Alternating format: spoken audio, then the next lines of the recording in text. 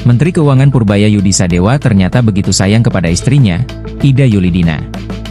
Bahkan, ada kebiasaan Purbaya yang dianggap bucin maksimal. Ya, Ida Yulidina baru-baru ini membocorkan kebiasaan Menkeu Purbaya di rumah yang jarang orang ketahui.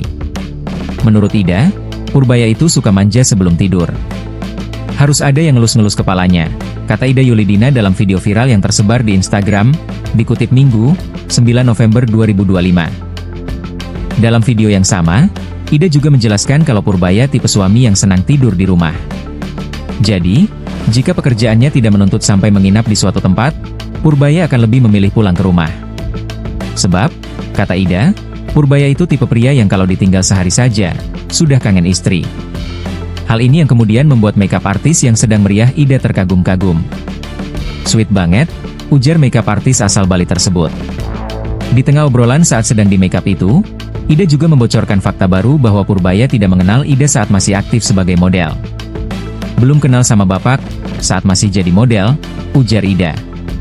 Sebagai informasi, kisah cinta Purbaya dan Ida Yulidina sempat membuat publik terkejut. Sebab, Ida merupakan pemenang wajah Femina pada tahun 1989. Fakta ini membuat publik terkejut, ternyata istri Purbaya mantan model. Purbaya dan Ida memiliki 2 orang putra, yaitu Yuda Purboyosunu dan Yudo Achilles Sadewa. Keluarga ini sekarang menjadi salah satu role model netizen.